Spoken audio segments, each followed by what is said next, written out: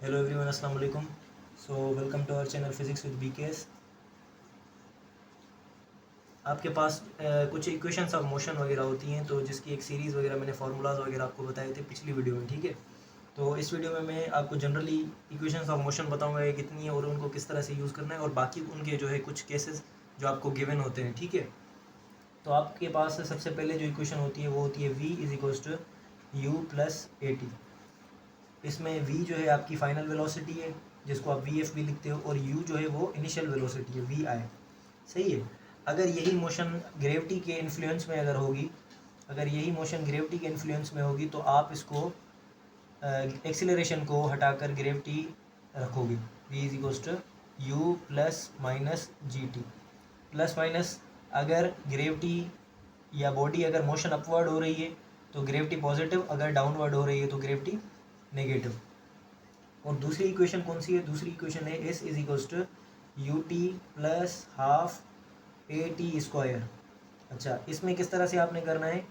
इसमें भी एक्सीलरेशन और ग्रेविटी का चक्कर आएगा, और अगर हाइट का चक्कर है तो इस डिस्टेंस जो है, बेसिकली यहाँ पर जो है ये वेक्टोरियल फॉर्म है, ये एक्चुअली होता डिस्प्लेसमेंट है, डिस्प्लेसमेंट, ठीक है। ये डिस्प्लेसमेंट कन्वर्ट हो जाएगा हाइट में। Height will be equal to ये आपकी initial velocity u t plus minus 1/2, और ये ग्रेविटी टेंशन अपना टाइम का स्क्वायर। ये प्लस माइनस सेम ही चक्कर है यहीं का, ठीक है। और दूसरा आपके पास थर्ड इक्वेशन होती है, that is equals to 2as is equals to V F square minus we I square, ठीक है। 2as is equals to V F square minus we I square, ठीक है। और इसको अगर आप एक्सपेंड करके लिखोगे in the terms of motion under gravity, ये है नॉर्मली मोशन जो एक्सीलरेटेड मोशन होती है, नॉर्मल जो हो रही होती है जिसमें एक्सीलरेशन वगैरह इन्वॉल्व होती है। और ये क्या है? ये है motion under gravity, motion under under gravity, सही है। और अगर इसको हम मोशन अंडर ग्रेविटी को हम कन्वर्ट कर देंगे फ्री फॉल में, फ्री फॉल में अगर कन्वर्ट करना है हमें, तो हम क्या करेंगे? इसमें इनिशियल वेलोसिटी को हम ज़ीरो कर देंगे। तो इनिशियल वेलोसिटी को ज़ीरो करेंगे तो ये पूरी की पूरी जो इक्वेशंस हैं वो फ्री फॉल के लिए कन्वर्ट हो जाएंगी। अब देखो, 2as is equal to V F square minus we I square, इसको किस तरह से लिखेंगे? इसको लिखेंगे 2gh, और ये भी क्या, plus minus is equal to v square, final velocity के लिए v और इनिशियल वेलोसिटी के लिए u स्क्वायर, ठीक है। अगर मैं आपसे बोलूँ कि कन्वर्ट या व्हाट विल बी, अगर सवाल पूछूँ एमसीक्यू आ जाए आपके टेस्ट में कि what will be third equation of motion, आपको पता है यही सीक्वेंस होती है, फर्स्ट इक्वेशन इसको कहा जाता है, सेकंड इसको, थर्ड इसको। या ये इक्वेशन देकर आपसे पूछ ले कि इस इक्वेशन को फ्री फॉल के लिए किस तरह से लिखेंगे, फ्री फॉल के लिए किस तरह से लिखेंगे, तो मैंने आपको बताया फ्री फॉल के केस में क्या होगा, ये वाली इक्वेशन उठाओगे क्योंकि इसमें ग्रेविटी इन्वॉल्व है, और इसमें ग्रेविटी की जगह पर आपने क्या रखना है? ये अपना इनिशियल वेलोसिटी की जगह पर आपने ज़ीरो रखना है। तो this equation will be 2gh is equals to v square minus u square. अब यू का स्क्वायर करेंगे तो सेम आएगा, तो इसमें से माइनस करेंगे तो कुछ भी नहीं आएगा, ठीक है। तो 2gh is equals to v square, ये इक्वेशन आ जाएगी। अब ये so v will be equal to under root of 2gh, अगर इसके टर्म्स में आ जाए, हाइट के टर्म्स में आ जाए, तो h is equals to u square upon 2g। तो इन तीनों में से अगर कोई भी इक्वेशन ऑप्शन में मौजूद होगी, क्योंकि तीनों को, अच्छा तीनों देकर चौथा ऑप्शन आपको दे ऑल ऑफ दीज, तो भी ये जो है करेक्ट होगा, क्योंकि ये तीनों मोशन फ्री फॉल के लिए और थर्ड इक्वेशन ऑफ मोशन को कन्वर्ट करेंगे तो ये इस तरह से जो है वो इक्वेशन बन जाएगी, ठीक है। सो अब दूसरा एक आपके पास प्रॉब्लम आता है डिस्टेंस का। डिस्टेंस के दो फॉर्मूले मैंने आपको बताए, एक तो है you t plus 1/2 A t square. अब इसमें जो आप डिस्टेंस निकालोगे, जब अगर मैंने इसको, अगर सपोज करें, इसको मैं थोड़ा समझा लूँ, अगर टाइम रखोगे आप 1 सेकेंड, इसमें अगर टाइम आपने रखा 1 सेकेंड, तो डिस्टेंस आपका जो मिलेगा वो पहले सेकेंड के लिए आएगा। इसमें जब आप टाइम t2 रखोगे तो डिस्टेंस पहले और दूसरे का जमा होकर मिलेगा, यानी कि ये जो फॉर्मूला है इसमें आपको जो डिस्टेंस मिलता है या डिस्प्लेसमेंट मिलता है वो टोटल होता है। अगर आपसे कहा जाए कि दूसरे सेकंड में कितना डिस्टेंस हुआ पर्टिकुलर उस सेकंड के लिए, तो उस सेकंड के लिए हम डिस्टेंस या डिस्प्लेसमेंट का एक फॉर्मूला लगाते हैं एस nth का, that is equals to u plus a upon 2, और ब्रैकेट के अंदर 2n-1। इसमें n किसको शो करता है? n is for nth second of time. अब इसके ऊपर आपने प्रॉब्लम्स वगैरह देखे होंगे, अब इसके ऊपर प्रॉब्लम्स वगैरह देखे होंगे, मैं आपको हिंट दे दूं। अगर मैं आपसे सवाल पूछूं कि a car starts from rest, a car starts from rest, and moves with constant acceleration, या अगर मैं ए लिख दूं, ए लिख लिया ना मैंने, तो ए क्या है, चेंज नहीं हो रही, मूव्स विद ए, ए का मतलब ये है कि कांस्टेंट एक्सीलरेशन के साथ हो जा रही, मूव्स विद ए, ठीक है। Find ratio of displacement for 3 seconds, 1, 2 and 3 seconds, ये भी बताना है, और फर्स्ट, सेकंड एंड थर्ड ये भी बताना है, ठीक है। फर्स्ट, सेकंड और थर्ड ये भी बताना है, और जो डिस्टेंस है पहले सेकंड के लिए, दूसरे सेकंड के लिए और तीसरे सेकंड के लिए भी बताना है। तो अब आपने क्या करना है, ये पहला फॉर्मूला यूज़ करना है। ये किस तरह से करोगे, इनिशियल वेलोसिटी कार की 0 है, मैंने थोड़ी देर पहले बताया रेस्ट से स्टार्ट हो रही है, तो इसकी इनिशियल वेलोसिटी क्या हो जाएगी, 0। इनिशियल वेलोसिटी 0, तो यहाँ पर ये फॉर्मूला बन जाएगा 1/2, और एक्सीलरेशन कांस्टेंट है, तो इसको मैं प्रोपोर्शनलिटी के टर्म्स में लिखता हूँ, ठीक है। यहाँ पर देखो, ये कांस्टेंट, ये 0 हो गया, और एक्सीलरेशन कांस्टेंट है, ये भी कांस्टेंट, तो एस प्रोपोर्शनल होगा किसके साथ, टी स्क्वायर के साथ।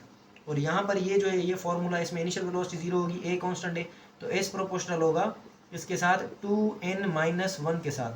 तो यहाँ पर अगर मैं पहले सेकंड के लिए डिस्टेंस निकालूंगा तो वो कितना होगा, वो पहले सेकंड के लिए तो 1 ही रहेगा, 1 मीटर, या इसका रेशो कितना आएगा, रेशो निकालना है बेसिकली हमने। अच्छा, पहले सेकंड के लिए कितना होगा, 1 मीटर, दूसरे के लिए, तो दूसरे के लिए अगर यहाँ पर 2 रखोगे, s proportional to T2 square, तो T किसके इक्वल है, T है इक्वल 2 के, तो 2T का स्क्वायर करोगे तो कितना आएगा, S2 will be equal to 4, यानी कि दूसरा रेशो कितना आया, दूसरा रेशो आपका आया, S2 का डिस्टेंस कितना आया, S2 का डिस्टेंस आपके पास आ रहा है 4 मीटर्स। अच्छा, S3 का कितना आएगा, तो ये आएगा आपका 9, बेसिकली 3 रखोगे, 3 का स्क्वायर रखोगे तो ये आ जाएगा 9 मीटर। अब इन तीनों का रेशो निकालोगे ना, तो किस तरह से लिखोगे, S1 ratio S2 ratio S3, तो that will be equal to 1:4:9। तो अब देखो, ये रेशो है टोटल डिस्टेंस के लिए। अच्छा, अब पहले सेकंड में कितना होगा, दूसरे में कितना होगा, और तीसरे में कितना होगा इंडिविजुअली। अब ये किस तरह से देखना है आपने, तो यहाँ पर n की वैल्यू 1 रखोगे, तो n की वैल्यू जब 1 रखोगे तो 2 1 के साथ मल्टीप्लाई होगा, 2 में से 1 जाएगा तो ये तो पहली ही तो आ जाएगी 1, यानी कि S1 किसके इक्वल है, S1 will be equal to 1। अच्छा, S2 किसके इक्वल होगा, तो यहाँ पर आपने रखना है 2, तो 2 इंटू 2 कितना होगा, 4, 4 में से 1 निकालेंगे तो कितना आएगा, 3, तो ये आपका आ गया 3। अच्छा, S3 किसके इक्वल आएगा, S3 यहाँ पर रखोगे 3, तो 3 रखोगे तो ये आपका आएगा 2 इंटू 3 आपका 6 में से 1 जाएगा तो ये 5। तो S1, S फर्स्ट लिख रहा हूँ मैं यहाँ पर, S फर्स्ट, S सेकेंड और S थर्ड, इसका एक रेशो किस तरह से आएगा, इसका रेशो आएगा आपका 1:3:5। और इस तरह के क्वेश्चन जो है आपने पास्ट के अंदर भी देखे होंगे, और इस तरह के क्वेश्चंस जो है वो आते भी हैं, ठीक है। तो आपने इस तरह से इसको जो है वो सॉल्व करना है, ठीक है।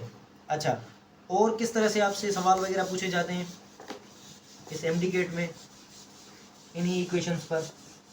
आपने फॉर्मूलाज आपको सब पता होते हैं, बस तरीका नहीं पता होता, उसी वजह से आप जो है ना वो गलती कर जाते हो।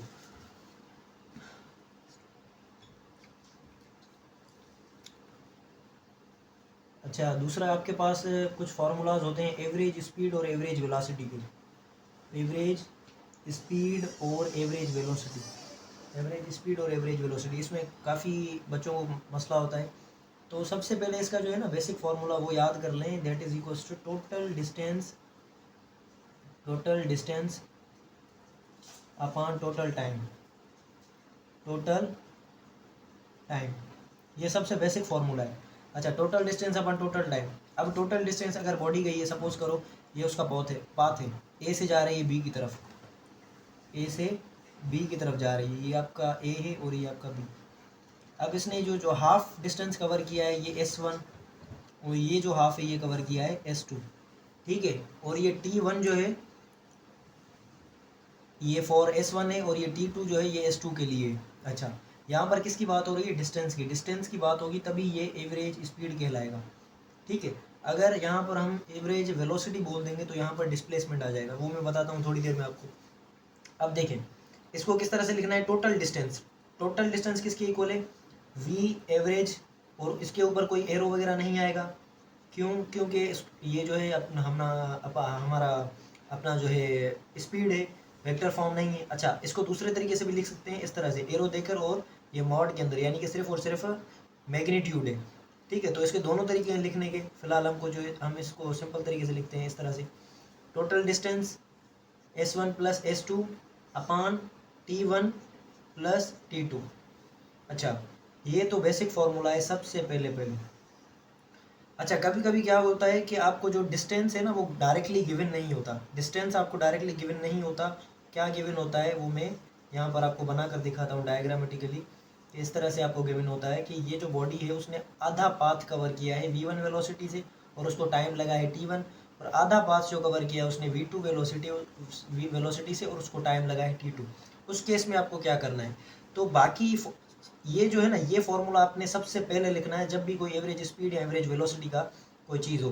बाकी फार्मूलाज आपको याद हो जाएंगे, अगर नहीं तो इसमें से ही ड्राइव करने हैं आपने। अब देखो, V1 और V2 के टर्म्स में फार्मूला गिवन है, यहाँ पर तो V1 और V2 नहीं है। तो यहाँ पर अपने हमें एक चीज़ पता है कि S जो होता है वो किसके इक्वल होता है, V इंटू टी के।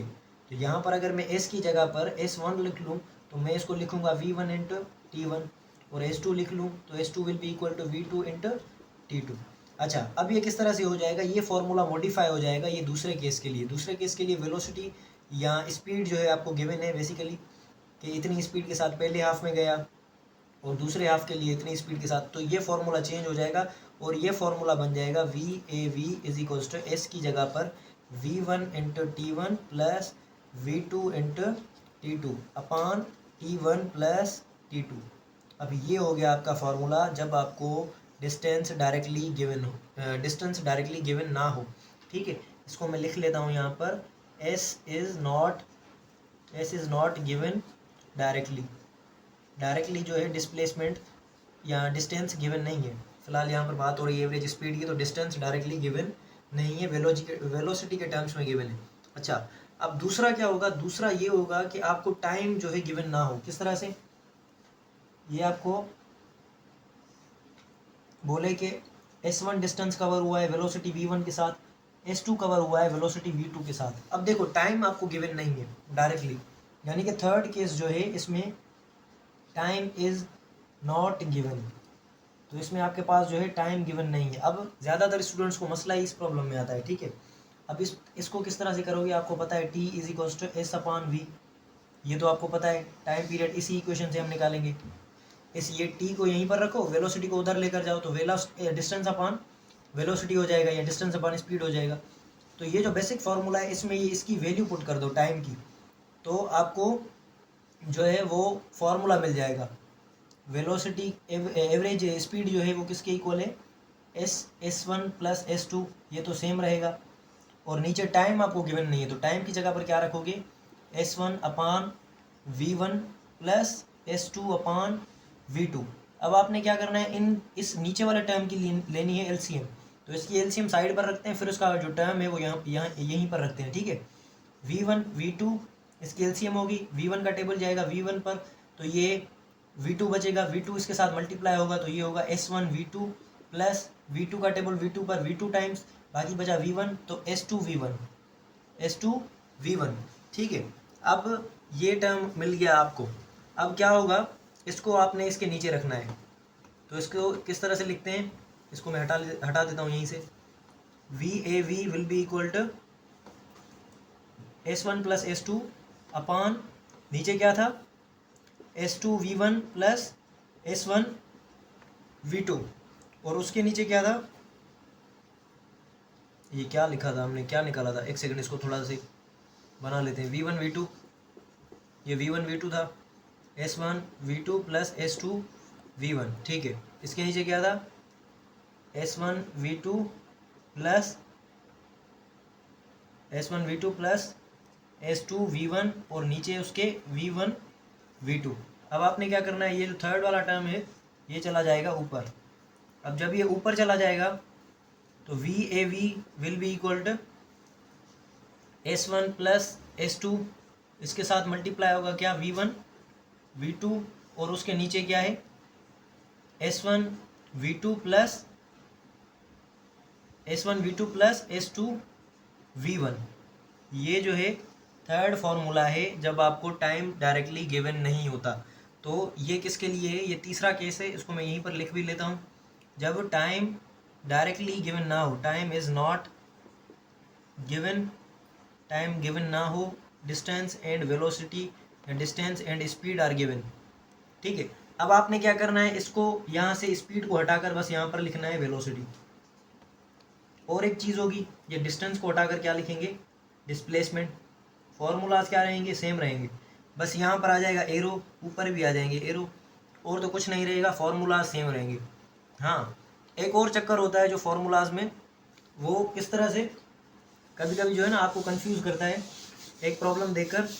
वो किस तरह से होता है मैं आपको अभी बताता हूँ। ठीक है, कि आपसे बोलता है कि एक पर्सन है जो ए पॉइंट से बी पॉइंट की तरफ जाता है, ए पॉइंट से बी पॉइंट की तरफ जाता है, and then he returns back. अब ये सारे सवाल हैं जिसमें बंदा जो है मार्केट की तरफ जाता है या स्कूल की तरफ जाता है, फिर वापसी आता है, इतने किलोमीटर्स गिवन होते हैं, ये सारे सेम ही हैं।